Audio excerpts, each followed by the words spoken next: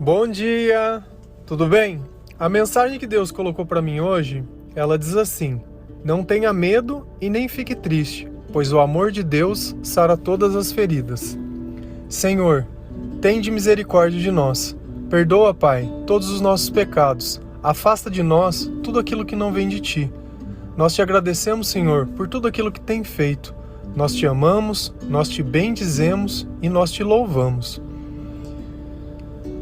Se você notar, é muito comum esses dois sentimentos, o medo e a tristeza. Muitas vezes, por eu ter medo de sentir algumas coisas, eu acabo ficando triste. E essa tristeza, dependendo do tempo que nós passamos sentindo, ela começa a criar marcas muito profundas. Marcas essas que muitas vezes, pelo medo da dor, a gente começa a evitar situações e começa a associar alguma coisa a outras coisas mais negativas. Você percebe que muitas vezes existem pessoas que elas têm medo de se relacionar com outras pessoas, porque muitas vezes elas tiveram um relacionamento que causou muitas marcas, muitas decepções, muitas coisas que deixaram muitas vezes a gente triste, desanimado, sem esperança. Muitas vezes, dentro de nós está um coração que ele está muito magoado e está muito ferido.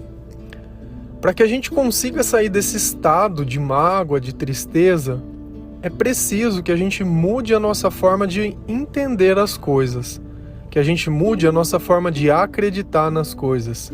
Quando a gente coloca Deus em primeiro lugar da nossa vida, a gente percebe que esse sentimento, ele começa a ser trabalhado, ele começa a ser curado.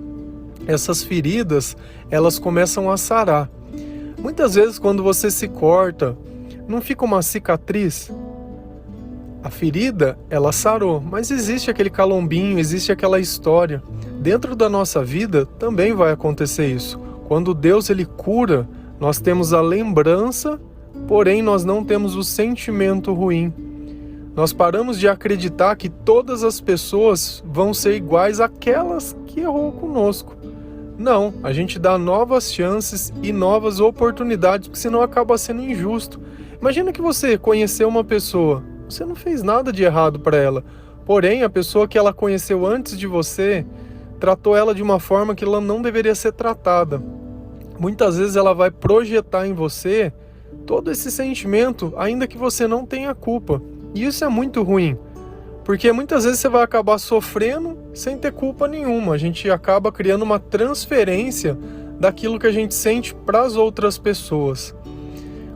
Quanto mais nós nos aproximamos de Jesus, quanto mais eu escuto a palavra, quanto mais eu confio em Deus, quanto mais eu pratico aquilo que Ele ensina, principalmente quando eu pratico o perdão, quando eu pratico a gratidão e quando eu começo a entender o tamanho da misericórdia de Deus, quando eu paro de julgar as pessoas e quando eu tento amar, quando eu tento ajudar, quando eu tento viver de uma forma diferente. Todas essas coisas, elas trabalham dentro de mim para que as coisas à minha volta se modifiquem. Não porque eu insisti para que elas fizessem, mas porque a minha vida passa a ser um exemplo para as outras pessoas. Só que também vem uma outra partida, que é o quê? A partir do momento que as pessoas elas enxergam bondade em nós, muitas vão abusar disso, porque elas sabem que você tem um coração que perdoa, um coração que aceita. E isso nunca pode ser motivo de injustiça, porque o Deus que a gente acredita, Ele é justo. Só que a justiça que nós cremos de Deus não vem de nós, ela vem de Deus. Então, a partir do momento que nós confiamos em Deus, eu não sinto na necessidade de eu ser o justiceiro. Então, se alguém vai lá, de repente me faz algo que magoa, ou fala alguma coisa ruim de mim, ou grita comigo, eu jamais vou repetir o comportamento dessa pessoa. Eu não vou abrir a mão da graça de Deus e do Espírito Santo na minha vida para simplesmente ser mais um. Muito pelo contrário, eu vou ainda mais mostrar a obediência e a fé que eu tenho em Deus. Só que muitas vezes a vida dessa pessoa, depois de um tempo, ela vai acabar caindo em desgraça. E é normal isso, sabe? Porque aquilo que a gente planta, a gente sempre vai colher. Seja cedo ou seja tarde, uma hora vai colher. Muitas vezes tem acontecido coisas na sua vida que eu concordo que hoje, pela forma que você tem vivido, você não merecia. Porém, muitas vezes isso vem de um tempo passado, de um tempo que muitas vezes você nem tinha noção. Então, a partir do momento quando a gente começa a confessar a nossa culpa, remover a mentira do meio de nós, pedir o perdão muitas vezes das coisas que a gente fez, a gente evita que muitas dessas coisas elas venham para o momento presente. Então isso também ajuda. E muitas vezes o medo, ele está relacionado a eu não poder prever, ou de alguma forma achar que alguma coisa vai me machucar e eu não sei o que. Só que você acha que se o Espírito Santo estiver dentro do teu coração e Jesus estiver perto, você precisa ter medo? A gente viu aquela passagem que os discípulos estão dentro do barco e Jesus estava dormindo. E a tempestade começou a se levantar e eles começaram a ficar desesperados. E eles vão lá e acordam Jesus, dizendo, olha, nós estamos perecendo, olha, o barco vai afundar. E Jesus dá uma ordem ao vento e tudo se acalma. Se Deus estiver perto de você, se você estiver no centro da vontade de Deus, se você tem jejuado, se você tem orado, se você tem persistido, se você tem acreditado, se você tem aberto mão das tuas coisas, se você tem tentado ajudar, se você tem lutado, se você tem lido a palavra, se você tem ouvido louvor, e todas essas coisas, você vem trabalhando numa solução maior, confia. Ainda que seja incerto, ainda que você não saiba por onde, ainda que você não saiba como, confia. Nós não temos outra escolha. Pensa na tua vida. Quantas vezes você já não fez as coisas exatamente do teu jeito? Que você tentou controlar todas as coisas, que você fez exatamente o que você achou que deveria fazer. No final, às vezes, deu tudo errado. Tudo errado. Muitas vezes a gente ora e parece que depois que ora mais assombração aparece. Porque talvez aquilo não seja da vontade de Deus, seja da minha vontade. E às vezes a minha vontade, ela leva só o meu interesse, o meu comodismo, o meu ponto de vista. E Deus, ele pensa no todo. A obra de Deus, ela é uma coisa muito maior que a nossa. Da mesma forma que quando Jesus dizia, olha, eu vou precisar voltar para o Pai, eu vou ter que sofrer, eu vou ter que ser crucificado. Os discípulos, eles não conseguiam aceitar aquilo porque eles só viam um momento. Porque talvez dentro do coração deles, eles não acreditavam na ressurreição. Poxa, mas se matar ele, se ele não voltar? Talvez é sobre isso que eles estivessem falando, sobre o medo que eles têm. Não sobre outras coisas. Então a gente percebe que muitas vezes aquilo que a gente está lutando é para que as coisas fiquem exatamente do jeito que elas estão. Porque se você já tiver algo que estiver te favorecendo, você vai querer manter tudo exatamente como igual. Agora, o outro que estiver lutando para conquistar um espaço, ele não vai ter espaço. E assim também não dá certo. Deus, ele não quer que nenhum de nós nos percamos. E quando a gente pensa na igualdade, é na igualdade que Deus trata. Porque cada pessoa nessa vida, ela vai ter um propósito diferente. Se a gente olhar na Bíblia, o rei Davi, ele tinha as pessoas que serviam, ele tinha as concubinas, ele tinha o exército, ele tinha diversos cargos. Por que todo mundo não era rei? Então essa ideia dessa igualdade é na forma que Deus nos trata, é na oportunidade. E não existe serviço que é menos digno. Se você faz aquilo que você se propôs a fazer com amor, você está servindo ao Senhor da forma mais pura possível. Porque Deus não olha essa hierarquia de cargos. Deus olha o amor que nós colocamos sobre as coisas que nós fazemos. E é engraçado quando a gente olha essas questões de empresa e de coisa, você vê que nos dias de hoje, para você poder manter uma empresa, você precisa ter lucro, você precisa ter uma série de coisas, porque você tem obrigações, né? Não é tão simples assim.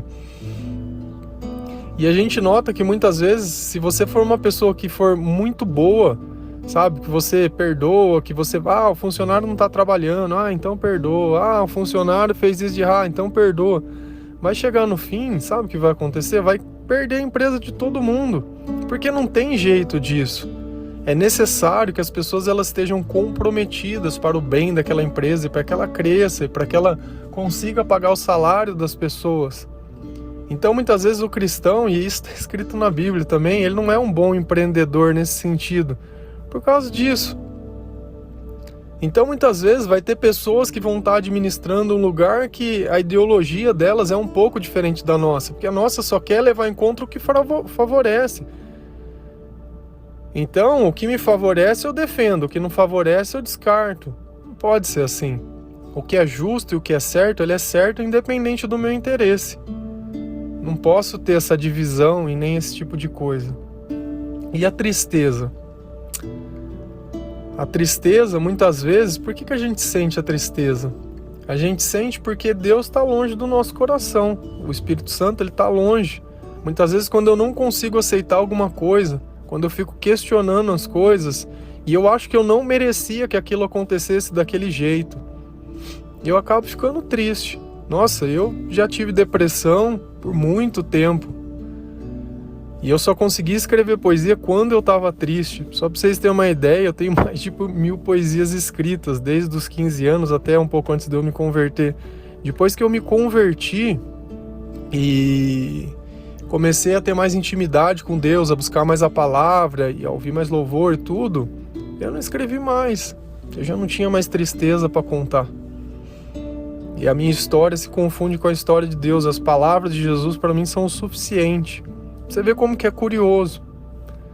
Quando Deus está longe, é muito difícil a gente resolver os problemas sem usar um remédio, sem usar muitas vezes alguma coisa para ficar doido, sem nada. Ele não faz parte da solução, fica difícil. Mas quando o amor de Deus chegou na minha vida, praticamente a depressão ela sumiu do dia para a noite. É a mesma coisa que a fome. A oração ela é instantânea, ela é um milagre instantâneo. Você chama, Deus vem. Deus vem, e Ele vem que vem com tudo. Porque aonde tem necessidade, tem um versículo que está lá em Romanos 5:20, e ele diz assim: a lei veio para aumentar o mal, mas onde aumentou o pecado, a graça de Deus aumentou muito mais ainda. Então a gente percebe que quando a gente pega os mandamentos e pega a lei, ela mostrou muito mais a maldade nossa e aquilo que a gente fazia de errado. Mas quando a gente olha isso, a misericórdia de Deus ela se tornou ainda muito maior, porque nós mesmos muitas vezes não conseguiríamos perdoar aquelas coisas que estavam lá, e Deus perdoa. Então a gente percebe que a graça ela é muito mais abundante que tudo aquilo que a gente faz. A bondade de Deus na nossa vida, o amor que Deus tem por nós, a felicidade que Ele proporciona, nada daquela vida passada vai poder ficar contra. Quando a gente ora, a gente se reconhece que o mal estava em nós. E quando a gente escuta na palavra que a graça aumentou ainda mais, então se eu era mal 1, virou 2 de bondade. Isso é muito confortante. Amém? Espero que vocês tenham um bom dia, que Jesus viva realmente dentro do coração de vocês, que o Espírito Santo afaste essa tristeza para bem longe, que essa depressão acabe, que essa dependência acabe, que essa escravidão acabe, que tudo aquilo que não vem de Deus seja levado para bem longe de você em nome de Jesus. Tudo aquilo que não vem dele, que o Espírito Santo habite dentro do teu coração, que as tuas ideias sejam renovadas, que a tua fé se anime e que nós vivamos em paz, amor e esperança. Amém.